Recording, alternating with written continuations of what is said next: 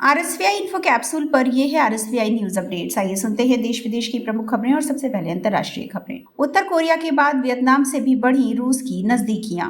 रूस के राष्ट्रपति व्लादिमीर पुतिन उत्तर कोरिया के बाद 2 दिवसीय यात्रा पर वियतनाम पहुंच गए। इस दौरान पुतिन ने अपने वियतनामी समकक्ष टू लैम के साथ ऊर्जा, गैस, परमाणु, विज्ञान व शिक्षा समेत 11 समझौतों पर हस्ताक्षर किए हैं। पुतिन ने कहा कि दोनों देशों की एशिया प्रशांत क्षेत्र में एक विश्वसनीय सुरक्षा कवच बनाने में रुचि है।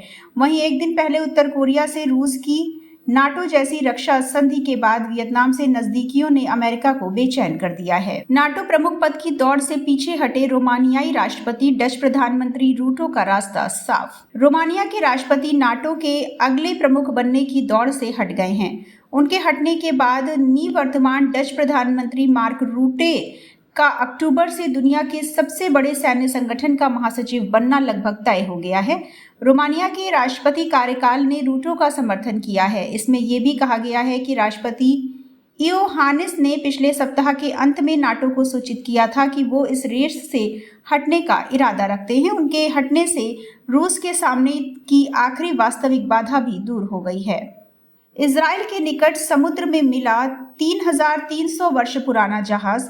पुरातत्व विभाग ने शोध में बताया क्यों हुआ हादसे का शिकार। इजराइल के तट से करीब 90 किलोमीटर दूर भूमध्य सागर की तलहटी में 3300 वर्ष पुराना मालवाहक जहाज मिला है। ईसा पूर्व 14वीं सदी के इस जहाज में कांस्यकालीन वस्तुएं मिली हैं। इस जहाज की जानकारी इजराइल के पुरातत्व विभाग और ब्रिटेन की तेल व गैस कंपनी इनरजेन के संयुक्त प्रयास से सामने आई है।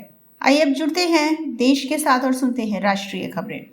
भारत समेत आज पूरी दुनिया मना रही योग दिवस। पीएम मोदी डल झील के किनारे करेंगे सूर्य नमस्कार। भारत समेत विश्व के कई देश आज हर साल की तरह अंतर्राष्ट्रीय योग दिवस मना रहे हैं। योग केवल शारीरिक ही नहीं बल्कि मानसिक स्वास्थ्य के लिए भी काफी फायदेमंद है।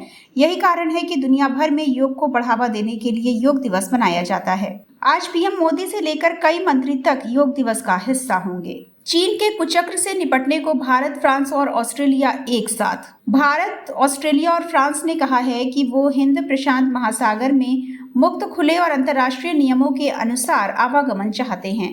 तीनों देशों का संयुक्त बयान ऐसे समय सामने आया है जब चीन समुद्री क्षेत्र में कब्जे की नीति पर लगातार आगे बढ़ रहा है और दक्षिण चीन सागर पर कब्जा कर अन्य देशों के जहाजों का आवागमन बंद करना चाहता है।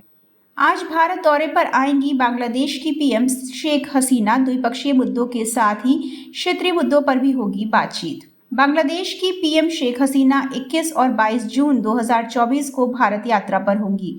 भारत में तीसरी बार प्रधानमंत्री नरेंद्र मोदी की सरकार के शपथ ग्रहण समारोह के बाद पीएम हसीना नई दिल्ली दौरे पर आने वाली पहली विदेशी मेहमान हैं। वैसे वो पीएम मोदी के शपथ ग्रहण समारोह में भी हिस्सा लेने के लिए आई थी। उस दौरान उन्हें भारत की यात्रा पर आने के लिए पीएम मोदी ने आमंत्रित किया था। बांग्लादेश की पीएम को अगले महीने चीन की आधिकारिक यात्रा पर जाना है, जिसे देखते हुए उनकी नई दिल्ली यात्रा को लेकर बड़े वर्ग की दिलचस्पी है। प्रचंड गर्मी से हज करने गए 58 भारतीयों की मौत, कुछ लापता।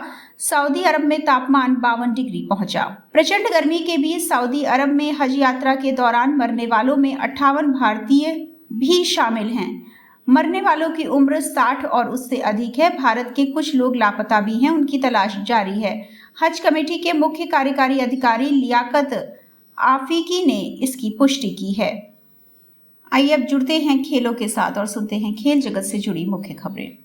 इंग्लैंड और साउथ अफ्रीका के बीच कांटे की टक्कर। दोनों टीमों के लिए आसान नहीं होगी जीत। T20 वर्ल्ड कप 2024 में 2 बड़ी टीमें शुक्रवार को टकराएंगी। इंग्लैंड की टक्कर साउथ अफ्रीका से होगी। टूर्नामेंट का 45वां और सुपर 8 का ये 5वां मैच सेंट लूसिया के Daren Sammy National Cricket Stadium में खेला जाएगा। सुपर 8 में दोनों ही टीमों की शुरुआत शानदार रही है और उन्होंने अपना पहला मैच जीता है। अब इंग्लैंड और साउथ अफ्रीका की कोशिश दूसरा मैच जीतकर सेमीफाइनल में जगह पक्की करने पर होगी। हालांकि ये जीत इतनी भी आसान नहीं रहने वाली है। दोनों टीमों के बीच कांटे की टक्कर देखने को मिल सकती है। अफगानी शेर हुए फेल। सूर्य कुमार और गेंदबाजों के सामने टेके घुटने। भारत ने अफगानिस्तान को 47 रनों से रौंदा। भारतीय क्रिकेट टीम ने T20 वर्ल्ड कप 2024 के सुपर 8 स्टेज की शुरुआत दमदार तरीके से की है। टीम इंडिया ने गुरुवार को बारबाडोस में खेले गए मैच में उलटफेर के लिए मशहूर अफगानिस्तान को एकतरफा अंदाज में हरा दिया। भारत ने ये मैच 47 रनों से अपने नाम किया है। टीम इंडिया ने पहले बल्लेबाजी करते हुए सूर्यकुमार यादव के अर्धशतक और हार्दिक पांड्या की बेहतरीन पारी के दम पर 20 ओवरों में 7 विकेट खोकर 181 रन बनाए। अफगानिस्तान की टीम पूरे 20 ओवर खेलने के बाद 134 रन पर ही ढेर हो गई। ये थी अब तक की प्रमुख खबरें। अगली खबरों के साथ जल्द होगी मुलाकात। सुनते रहिए RSVI इन्फो कैप्सूल और इंफोटेनमेंट के सफर में हमारे साथ रहिए।